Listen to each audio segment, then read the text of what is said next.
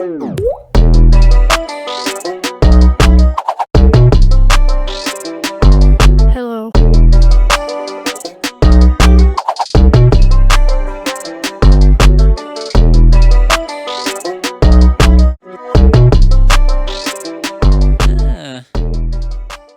Salut à tous, bienvenue dans ce nouvel épisode de Vouloir faire un échange c'est trop bien, savoir où c'est trop mieux. Dans cet épisode, gros big up à Christophe Colomb, direction l'Amérique du Nord, avec... Flore, aux États-Unis. Anne Victoire. À Milwaukee, dans le Wisconsin, aux États-Unis. Céline Chenois, Ryerson University à Toronto, au Canada. Louise, États-Unis. Thibaut, pour le Mexique. Alors, pour commencer, pour comprendre un peu le mood de ton échange, est-ce que tu pourrais nous donner une petite anecdote, insolite, marquante, drôle, qui représente le pays, ce que tu veux? C'est une anecdote sur un week-end qu'on a fait. Donc, l'avantage, c'est qu'on peut faire pas mal de week-ends dans des parcs régionaux, pas loin, bref, sous la neige, vraiment le truc idéal, quoi. Et donc, pour ça, on avait loué une voiture, parce que ça se fait pas mal de louer des voitures là-bas, aux particuliers. Et donc, je conduisais, on arrive dans le village qui était encore à 20 minutes du truc paumé qu'on avait loué. Et on se gare pour faire les courses, c'était le soir, donc tout était en passe de fermer. Et on descend de la voiture, on va faire les courses, on revient, et là on se rend compte que j'avais laissé les phares allumés, parce que c'est pas des phares automatiques, et il faut les enlever à chaque fois. Sauf que j'avais pas fait gaffe. Et on essaie de faire démarrer la voiture, et autant vous dire que quand il fait moins 5 degrés et la batterie reste allumée, la voiture ne démarre pas. Donc on se retrouve perdu dans ce petit bled sans voiture, à 45 minutes à pied de là où on devait crécher, quoi. Donc à la nuit, les trucs presque fermés. Mais alors heureusement, on était à côté d'un espèce de l'équivalent du bricomarché, quoi, où j'ai été et on a pu choper des pinces. Et on a demandé de l'aide à un gars pour redémarrer, etc. Mais j'ai vraiment vu le moment où on avait la voiture coincée sur le parking dans le bled à 45 minutes à pied de là où on devait dormir. Et on devait se taper le trek nocturne avec nos affaires pour arriver au Airbnb et pouvoir passer la nuit et le lendemain revenir chercher la voiture comme on pouvait, quoi. Mais donc heureusement ça s'est bien fini, mais c'est vraiment le genre de truc, si tu fais pas gaffe, tu te retrouves vite dans la sauce, quoi. Alors, est-ce que tu pourrais nous donner un avis sur ton université, et après, le mood de ton échange, c'était quoi une semaine là-bas, voilà. Alors l'université du coup c'était Ryerson University en plein centre de Toronto et là-bas ça rigole pas les universités, c'est-à-dire que vraiment le centre de Toronto appartenait à Ryerson. Ils ont littéralement des dizaines de bâtiments, un complexe sportif souterrain complet avec piscine, espace de course intérieur. Enfin c'est incroyable, c'est vraiment c'est monstrueux. Et donc c'est vraiment ce côté génial parce qu'il y a tout, quoi. Il y a tout, tu peux tout faire sur le campus, tu es en plein centre, donc tu as accès à tout pas loin, tu fais tout à pied. Donc au niveau de l'université, vraiment c'était cool, les cours sont intéressants, c'est des gros amphis, c'est un peu différent, il y a moins de cours qu'en France. Donc vraiment l'université, gros point positif. Après une semaine type, comme on a moins de cours, on avait vraiment 3 à 4 jours de week-end, donc ça peut vendre du rêve en vrai. De se dire qu'on a que 3 jours de cours et le reste, on peut faire ce qu'on veut. Et si on se bouge un peu, il y a vraiment moyen de faire pas mal de trucs. Donc moi, j'en ai profité typiquement pour voyager pas mal aux alentours, à New York, à Montréal, en week-end chalet comme j'ai pu faire, etc. Enfin, vraiment, il y a moyen de se faire plaisir. J'ai globalement vraiment beaucoup aimé cet échange. Le seul point négatif que je retirerais de la ville de Toronto, c'est que pour moi, c'était un peu trop grande ville américaine, etc. C'était moins l'esprit du Canada que ce que je pensais, mais je connaissais pas bien la ville. Donc ceux qui aiment les grandes villes, etc., les grands centres commerciaux, vraiment allez-y les yeux fermés. Il y a plein de choses à faire à Toronto tout le temps, que ce soit d'aller voir des matchs, de visiter les quartiers. Il y a plein de quartiers différents parce que c'est vraiment multiculturel. Et donc non, globalement, c'est quand même un échange incroyable. C'était assez alterné en vrai parce que on peut pas voyager à chaque fois non plus, mais comme c'est pas gênant en soi parce que comme on a quand même pas mal de temps libre, surtout comparé aux autres étudiants parce que les Canadiens ils ont tous un job à côté presque. Il y a, comme je disais, il y a beaucoup de choses à faire à Toronto, donc que tu partes ou pas de la ville en fait, t'as toujours moyen de t'occuper. Et puis voilà, c'est aussi t'es pas obligé de partir à chaque fois ou de faire un truc à chaque fois. T'es aussi content de passer 2 jours tranquille chez toi. Donc voilà, c'était vraiment, ça alternait entre les moments où on partait, les moments où on restait en ville et les moments où juste on chillait tranquille, quoi. Ouais, bien sûr. Et au niveau du logement, par exemple, t'étais résidence universitaire ou coloc avec des exchanges? C'était résidence. Alors, ça appartenait pas à Ryerson, mais ça avait été recommandé par Ryerson parce que c'est en face d'un des bâtiments et à 10 minutes à pied du plus loin. Et c'était des grosses colocs, en fait, c'est spécialisé dans les exchanges un peu. Et donc, c'est des colocs de 5 où tu es un peu avec des gens en aléatoire et j'ai rencontré vraiment des gens de partout, quoi, des gens qui venaient d'Asie, d'Australie, d'Europe. C'était incroyable pour le coup. Et l'avantage, c'est que c'était pas cher parce que l'immobilier à Toronto, c'est monstrueux. Mais ce logement en particulier, vu que c'est une association ou je sais plus quoi, vraiment les loyers sont archi modérés, donc c'est super. Alors maintenant, quel conseil tu donnerais aux étudiants qui sont intéressés par ta destination? Alors déjà, avant de partir, faites gaffe à tous les papiers à remplir, etc. La demande de visa, ça prend du temps. Il y a des trucs très spécifiques à faire. Une question d'empreinte où on peut les faire qu'à Paris ou à Lyon, je sais plus où. Enfin, il y a quand même pas mal de paperasse à faire avant de partir, donc il faut s'y prendre bien à l'avance parce que ça prend du temps à être traité. Et comme ça, il n'y a pas le rush de dernière minute. Et une fois sur place, c'est vraiment d'être curieux, d'avoir la volonté de participer au truc étudiant, de voyager, etc. N'hésitez pas à louer des voitures. Nous, on l'a fait vraiment, on le faisait régulièrement pour partir aux chutes du Niagara ou quoi. Enfin, c'est vraiment la solution facile. Après, il faut avoir 21 ans, donc trouvez-vous un chauffeur si vous n'avez pas l'âge. Mais voilà, sur place, soyez curieux et allez-y à fond. Profitez de tout ce qui vous est offert parce que pour le coup, l'université a vraiment beaucoup à vous apporter. La ville et les alentours, il y a vraiment beaucoup à vous apporter, je crois. Et donc enfin, j'aimerais savoir pourquoi ton pays, pourquoi tu as choisi ce pays par rapport aux autres? Ou bien pourquoi cette ville de destination? Mais pourquoi le Canada? Parce que le Canada m'a toujours un peu fasciné, ce côté grand froid, etc. Et je voulais un peu vivre l'expérience de moi-même. C'est un pays qui est quand même très très tourné nature, etc. Enfin, où il y a vraiment plein de choses à voir. Et c'est vraiment ce qui me plaisait. Et il y avait un peu le côté maso qui voulait vraiment essayer le grand froid canadien pour voir ce que ça donnait, quoi, pour vraiment me confronter à ça. Et sinon, le côté nature, quoi. Est-ce que tu aimerais nous partager quelque chose de marquant que tu as vécu, d'insolite, drôle, comme tu veux? Du coup, anecdote. Aux États-Unis, il y a la vie de campus et les frates, donc fraternité, sororité. C'est vraiment comme dans les films, quoi. C'est des soirées tout le temps, tout le temps, tout le temps. Et donc, on a fait pas mal. On y allait. Tu vois, t'arrives comme dans les films. Tu te dis, ouais, moi, je connais James. Et on te dit, ouais, vas-y, bah, rentre. Par contre, si tu connais personne, t'es bien dans la merde. Donc, on y allait, c'était chill. Et une fois, on s'est dit, bah, vas-y, on va aussi essayer d'aller dans la ville, genre dans les boîtes de nuit. Sauf que pas la même histoire. Parce que là, dans les boîtes de nuit, il faut avoir 21 ans, forcément. Donc, nous, on en avait 20. Et ben là, en fait, du coup, j'ai réussi à récupérer la fake ID d'une de mes potes. Donc, en gros, j'avais une pote qui avait pas 21 ans et elle, bah, elle avait toujours une fake ID sur elle. Et du coup, elle m'a dit, ouais, bah, moi, j'ai bientôt 21 ans, donc vas-y, je te la file. Ce qui fait que je passais dans toutes les boîtes avec une carte d'identité qui était fausse et qui n'était pas à mon visage, mais partout, genre chill. Les gens, ils te laissaient passer. Il y a une fois, par contre, où genre j'étais à New York et du coup, j'étais trop confiante parce que ça marchait direct.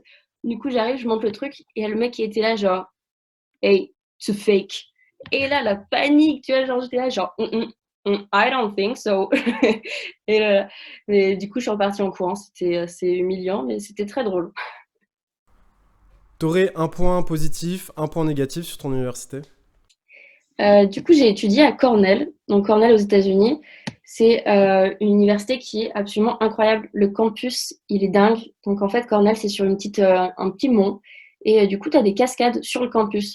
Tu as forêt cascade. C'est incroyable. Pour aller le matin en cours, je devais passer un pont au-dessus de la cascade. Enfin, le truc, tu as le souffle coupé tous les matins. Absolument exceptionnel. Cornell, du coup, c'est vraiment vie de campus à l'américaine. Ce qui fait que l'université, c'est une ville. Donc, tu as ton musée, tu as tes salles de sport, tu as tes restos, tu as un Starbucks dans le campus.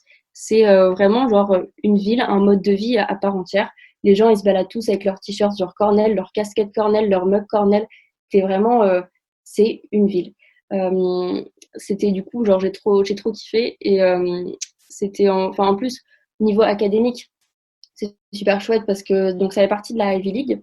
C'est une des universités du coup les plus dingues des États-Unis. Et les profs, bah, en conséquence, ils sont hyper intéressants, ils sont hyper accessibles. C'est vraiment un format de cours qui est différent de la France parce que là, les profs, c'est tes potes et ils s'intéressent de ouf à toi. Du coup, trop appréciable.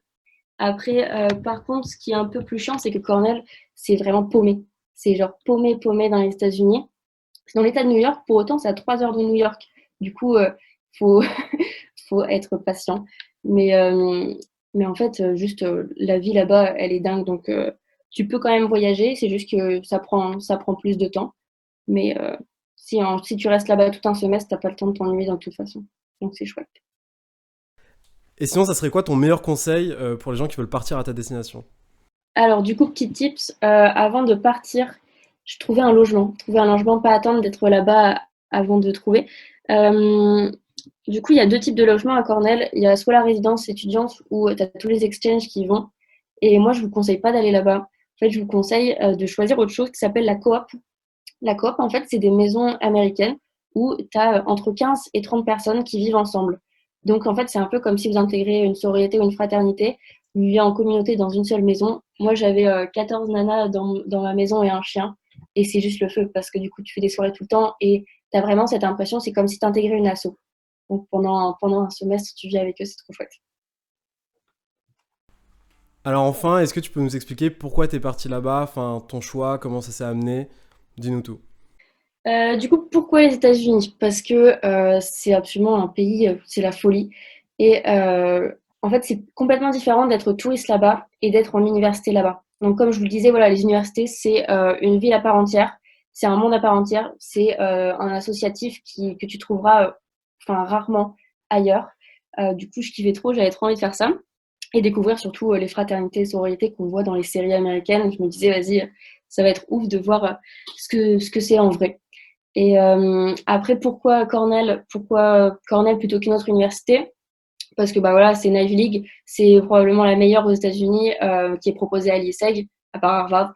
Mais c'est aussi parce que là, tu as la chance, disons, de partir aux États-Unis dans une université sans rien payer en plus. Alors que logiquement, si tu veux avoir une scolarité aux États-Unis, c'est 50 000 balles ton année. C'est quelque chose que tu ne feras absolument jamais. Alors que, bon, si tu te dis, bon, vas-y, je vais aller dans un pays d'Europe, bah, tu pourrais le faire. Tu pourrais le faire limite après l'ISEG, aller 1 an faire ça. Par contre, aller aux États-Unis, tu auras plus de mal. Là, c'est une chance, c'est une opportunité qui est absolument exceptionnelle.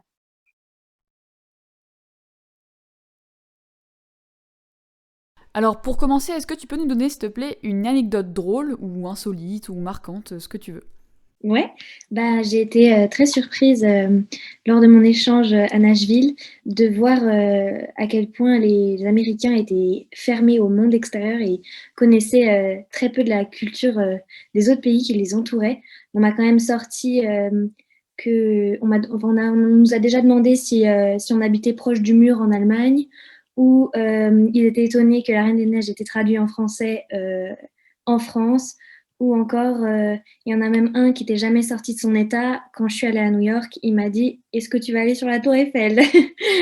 Donc voilà, c'était la petite chose auquel j'étais très étonnée. Alors, est-ce que tu pourrais nous donner le nom de ton université et après un petit avis, ce que t'en as pensé, et ensuite enchaîne avec le mood de ton échange, qu'est-ce que t'as fait là-bas? Ouais. Alors, le nom de mon école, déjà, c'était Belmont, Belmont University. Et pour la petite anecdote, c'est là où a été tourné, on va dire, le débat présidentiel final de cette année, donc Trump vs Joe Biden, et aussi Obama en 2010. Donc, ce que j'ai grave kiffé, c'est le campus. Il est magnifique. Enfin, si vous avez en tête un campus américain, c'est vraiment ça. C'est le cliché. Il est magnifique, des énormes colonnes blanches, des jardins spectaculaires. Enfin, vraiment, ce campus est exceptionnel. Il a été classé top 10 du pays. Donc, vraiment, ça, vous allez aussi en prendre plein les yeux. Ce que j'ai un peu moins aimé, c'était dans les dortoirs. On n'avait pas le droit d'aller voir les garçons dans leur chambre, ou on était checké de temps en temps, on n'avait pas le droit d'avoir d'alcool. Bon, moi j'avais moins de 21 ans, donc tout court, j'en avais pas le droit, mais ils checkaient s'ils trouvaient des préservatifs dans les chambres, on se prenait une amende. Et quoi d'autre? Donc Nashville, c'était ouf. On peut penser que c'est un peu éloigné de tout. C'est une ville quand même très au centre des États-Unis. Et pourtant, il y a plein de choses à faire. Il y a quand même pas mal de choses à visiter, même si on n'est pas fan de country. Il y a un aéroport qui est très proche en Uber, donc on peut voyager relativement facilement, même si selon moi, il ne faut pas se mettre une pression monumentale. C'est pas parce que tout le monde voyage pendant ces échanges qu'il faut absolument voyager. Si vous kiffez votre vie à Nashville, c'est déjà super et vous mettez pas une pression si les autres, si vous voyez les autres voyager et vous non. La ville peut être un peu dangereuse, les armes sont autorisées, on en a entendu plusieurs fois parler, donc faites attention à être toujours en groupe là-bas, mais faut pas se prendre la tête, vous allez voir, le campus est super bien gardé, et voilà. Alors maintenant, si tu pouvais donner un conseil, quelque chose qui te semble utile à savoir pour aller dans ta destination, ça serait quoi? Ouais, alors si je peux vous recommander quelque chose, c'est de ne pas prendre l'assurance de l'école, de prendre une assurance en France parce qu'elle coûtera bien moins cher. Et j'ai une autre astuce aussi qui peut vous servir, c'est d'aller voir l'article de Louise sur Yeseg Abroad. Il est super bien fait. Vous allez avoir plein d'astuces et de noms de restaurants à essayer, de coins à visiter, les rues à visiter, parce qu'il y a pas mal de street art, tout ce genre de choses qu'elle a très très bien rédigé dans son article. Et donc, enfin, en dernière question, pourquoi ton pays? Pourquoi ce pays d'échange par rapport aux autres? Ou bien, pourquoi ta ville par rapport aux autres? Ou les deux même. Alors, moi, j'ai choisi les États-Unis parce qu'on y parle anglais. Et franchement, c'est vraiment un très, très gros booster de niveau. Ensuite, pourquoi Nashville? En fait, vous n'allez pas être énormément d'exchange. J'étais la seule de Yeseg et pour moi, c'était un très très gros point positif parce qu'en fait tu es obligé d'aller voir les locaux entre guillemets et c'est comme ça qu'on arrive à voyager, comme ça qu'on arrive à découvrir de nouvelles choses, de nouvelles cultures et surtout à bien progresser en la langue. Nashville, c'est quand même une grosse ville et moi c'est ce que je cherchais avec une vie de campus parce que le campus est très gros et en plein centre-ville mais en même temps une vie de ville, donc on peut quand même sortir, aller au resto et être un peu autonome sans avoir fait des milliers de kilomètres. Et aussi parce que cette ville est hyper connectée à plein d'autres villes dans les États-Unis et c'est très rapide d'aller les rejoindre pour pas forcément très cher. Donc voilà pourquoi je choisis Nashville. Est-ce qu'il y a quelque chose de marquant que tu voudrais nous partager? Une anecdote insolite? L'âge pour être majeur là-bas, c'est 21 ans. Et en fait, je suis née en fin d'année, mais au début du mois. Et comme les dates sont inversées, là-bas, par exemple, je suis née le 5 septembre, ça fait comme le 9 mai. J'ai pu directement aller dans les bars, même si je n'avais pas 21 ans quand je suis arrivée. Et le jour de mes 21 ans, bien sûr, c'est une tradition d'aller dans les bars, de faire la tournée pour dire qu'on est majeur. Et évidemment, les gens dans les bars m'ont vu arriver pour dire que je fêtais mes 21 ans alors qu'ils me voyaient venir déjà depuis plusieurs semaines. Donc j'ai un peu profité du, du truc, mais je leur ai révélé l'astuce. Ok, maintenant est-ce que tu pourrais nous partager ton avis sur ton université d'échange, s'il te plaît? Sur l'université, c'était vraiment top parce que c'est vraiment un campus à l'américaine comme on se l'imagine, c'est-à-dire que l'école en elle-même, c'est vraiment le campus, c'est comme une petite ville.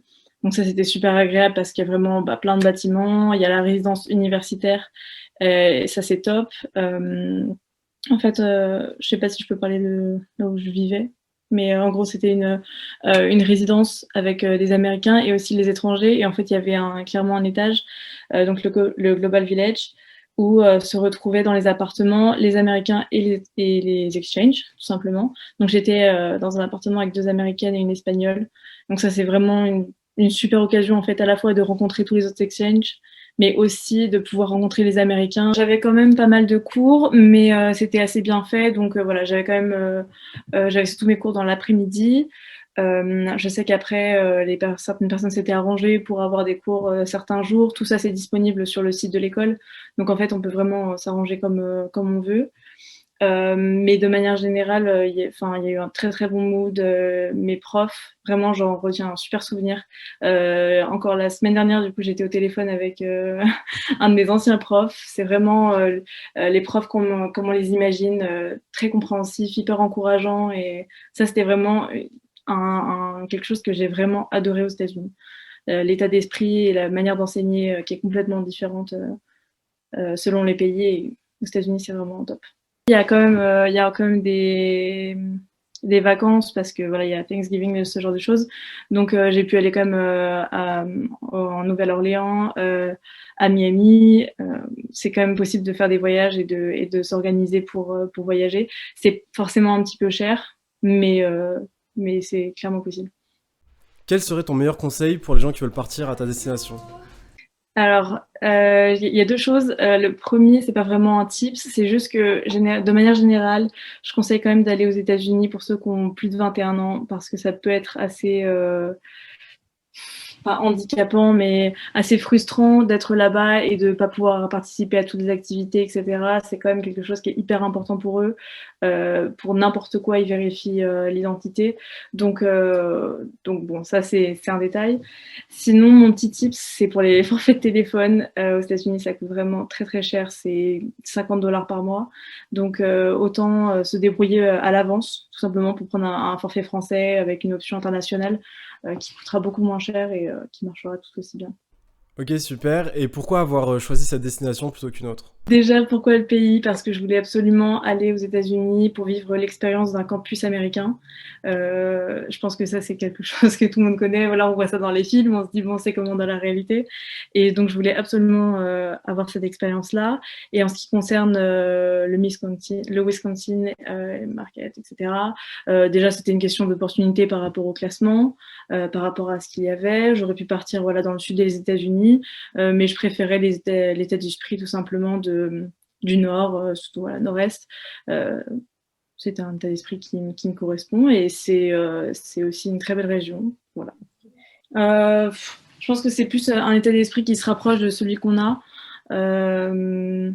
Surtout que voilà, dans les universités qui étaient plus dans le sud, c'était plus à côté du Mexique. Voilà, c'est pas forcément la sûreté. Je pense que mes parents n'avaient pas trop apprécié.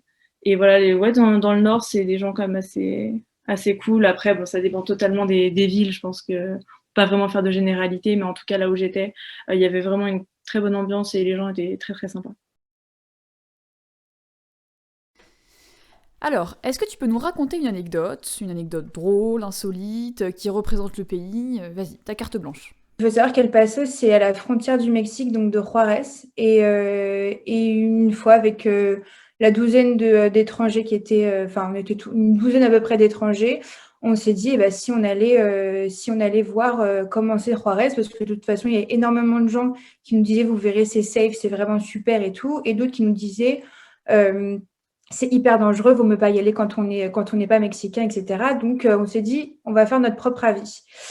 Et donc, en fait, sans le savoir, on est parti une journée à peu près, passer toute la journée jusqu'à 1h, 2h du matin à Juarez. Et sans le savoir, en fait, on est parti le jour de Dia de los Muertos, qui est l'équivalent de la fête des morts, enfin le 1er novembre pour nous. Et donc, en fait, en pensant qu'on allait passer une journée tranquille à visiter la ville, machin, etc., en fait, on s'est retrouvés dans un engouement de malades. Avec tout le monde du coup d'habillé en habit tradi, tout ce qu'on peut connaître et voir avec les fleurs, tout ça partout. Sauf que nous, on arrivait en touriste, short t-shirt, coucou c'est nous. On ne savait absolument pas que c'était Dia de los Muertos. Et finalement, ça s'est avéré être super parce que du coup, on a vécu vraiment la fête entre guillemets au cœur du pays, même si on était qu'à Juarez et pas dans une autre ville du Mexique, c'était quand même déjà hyper sympa. Et les gens, voyant qu'on n'était absolument pas prêts, ni habillés, ni rien pour la fête, nous ont donné des vêtements, ils nous ont maquillés, coiffés. Enfin, nous, on s'est retrouvés avec des fleurs dans les cheveux, un maquillage de malade. Les garçons, c'est pareil, vraiment avec un costume hyper canon. Donc du coup, moi, je recommande de faire Dia de los Muertos à Juarez, même si je pense qu'à El Paso devait y avoir des choses. On ne les a pas vécues, du coup, à El Paso. Mais du coup, renseignez-vous avant d'y aller parce que nous, on s'est fait un peu avoir, mais finalement, c'était une bonne surprise. Mais donc, c'était un peu par hasard. Donc, ouais, une petite anecdote comme ça. Du coup, pour continuer, j'aimerais bien connaître un avis sur ton université, ce que t'en as pensé, et puis après, t'enchaînes avec le mood général de ton échange. Du coup, moi, je suis allée à l'UTEP, donc c'est l'université du Texas à El Paso. C'est la plus grande université, il y en a 2 à El Paso, et c'est la plus grosse et la plus réputée.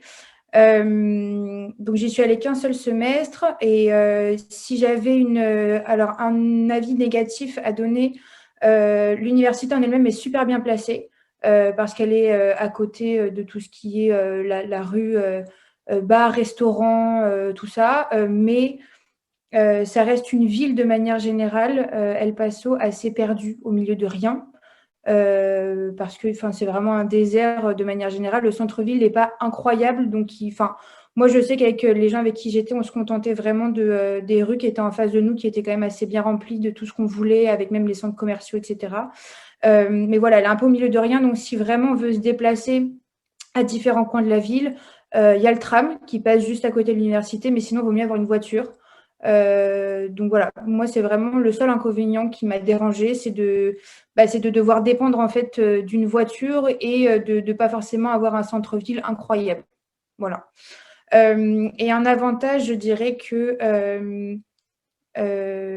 en fait, c'est incroyable d'avoir un mélange de cultures, même sur le campus, parce qu'on a vraiment des Mexicains américains qui viennent tous les jours, qui traversent en fait la frontière tous les jours pour venir étudier finalement à El Paso. Et je trouve que c'est un super beau mélange. Les gens sont hyper avenants avec les étrangers. Ils nous appellent un peu les white people parce que du coup, on n'est ni assez bronzé, ni pas. Enfin, bon, c'est un peu bizarre. Mais du coup, ils sont hyper avenants avec nous. Ils adorent voir des étrangers, encore plus quand on est français, parce que du coup, pour eux, la première chose qu'ils nous disent, c'est qu'est-ce que tu viens faire ici, tu t'es perdu. Donc non, pour le coup, je dirais que la mixité qu'il y a sur place et l'accueil des gens est absolument incroyable. Donc ça, pour moi, c'est le plus gros avantage qu'il y avait. Et c'est surtout qu'on était juste à côté du Nouveau-Mexique. Et au Nouveau-Mexique, il y a Albuquerque. Et à Albuquerque, on peut faire le plus grand festival de montgolfière, par exemple, qui est absolument génial. Quand on y va au premier semestre, c'est magnifique à faire. Bon, voilà, il y a le Nouveau-Mexique, il y a énormément de choses à faire à côté. Donc, c'est vraiment hyper pratique quand on est à El Paso. C'est vraiment il y a des choses à 1 heure de route, d'autres à 5 heures. Donc, c'est vraiment hyper varié. C'est très, très cool. Et dans l'université, c'est pareil, on peut un peu faire notre semaine. Il faut savoir que le vendredi, on n'a jamais cours. Donc, quoi qu'il arrive, on a un week-end de 3 jours. Si on arrive à bien se débrouiller, on a un week-end à partir du jeudi midi. Et c'est hyper pratique parce qu'ils ont 3 campus de résidence, dont un qui est le plus proche. En gros, on est à 5 minutes du centre du campus, donc c'est hyper pratique. En fait, tout est mis en œuvre pour les étudiants. Il y a des navettes qui viennent nous récupérer si on veut aller d'un bout à l'autre sans marcher. Vraiment, tout est mis à disposition des étudiants. Et on est hyper bien intégré, hyper bien suivi, c'est-à-dire que l'administration est absolument adorable avec nous. Elle est en contact en permanence avec nous. Et on a vraiment un dispositif exprès pour les étudiants étrangers, ce qui fait que on est vraiment un peu comme à la maison, on est vraiment materné en permanence. Donc, c'est hyper cool. Ok, ouais, nickel. Et du coup, si tu avais un conseil à donner aux étudiants qui sont intéressés par ta destination, ça serait quoi ? Je dirais de parler espagnol, c'est hyper pratique. Si on parle pas espagnol, on peut prendre des cours sur place. Et de faire des démarches administratives hyper rapidement. Moi, je sais que j'ai été hyper embêtée par ça parce que les États-Unis demandent 1 milliard de choses et que dépendre de l'ambassade américaine est hyper compliqué. Donc, être sûr d'avoir 21 ans quand on part.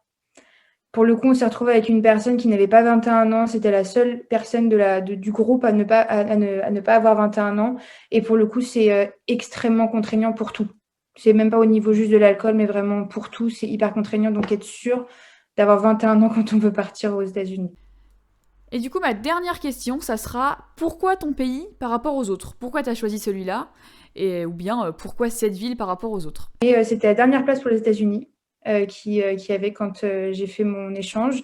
Mais j'avais quand même d'autres places possibles. Je voulais aussi aller au Mexique. Et en fait, je me suis dit qu'El Paso, c'était vraiment un bon compromis entre les deux, vu que j'avais le Mexique qui était à 20 minutes si je voulais tous les jours. Donc, surtout aussi parce que c'était finalement une destination que j'avais jamais fait et que je pensais absolument pas avoir l'occasion de faire si je partais pas en échange universitaire là-bas. Enfin, j'avais aucune idée que cette ville existait et en me renseignant finalement sur cette ville-là, je me suis dit que ça pouvait être hyper cool d'y partir. Donc, j'ai pas regretté parce que pour le coup, je pense que vraiment, véritablement, je l'aurais jamais fait si j'étais pas partie là-bas et c'est sans regret finalement. Alors pour débuter, est-ce que tu aurais quelque chose à nous partager, une anecdote insolite par exemple? Donc j'étais à la plage au Mexique, à Puerto Escondido exactement, sur la côte pacifique du coup. Et en pleine nuit, on rencontre un chaman local, voilà, extrêmement cliché comme dans les films, et qui me parle pendant des heures et qui, en analysant un peu ma vie, se met à tailler un totem en quartz. Et voilà, maintenant c'est un totem que j'ai depuis presque plus d'1 an maintenant autour de mon cou parce que c'était un moment extrêmement marquant. Et sinon, t'en as pensé quoi de ton université d'échange? J'étais à Ibero-Americanas de Puebla. J'ai beaucoup aimé le fait d'être complètement immergé dans des classes mexicaines qui en plus nous ont fait un super accueil dès le premier jour. J'ai un peu moins aimé le campus et les diversités d'activités, que ce soit sportives, artistiques, qui étaient sur place et qui étaient quand même un peu moins intéressantes que les universités parallèles dans la même ville, telles que Tech par exemple. C'est quoi ton maxi conseil pour les gens qui veulent partir là où t'es parti? Alors, si vous partez 1 an, en tout cas plus de 6 mois, il faut que vous fassiez un visa étudiant en France qui doit être validé une fois que vous arrivez sur le territoire français.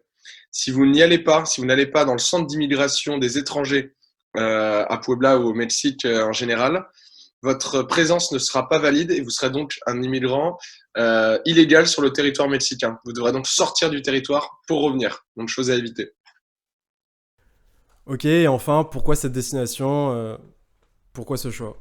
J'étais assez dubitatif concernant en gros toutes les destinations d'Amérique du Sud où on pouvait parler espagnol en gros, mais le Mexique s'est imposé un peu comme un choix parce que déjà c'est un pays avec une culture super vaste.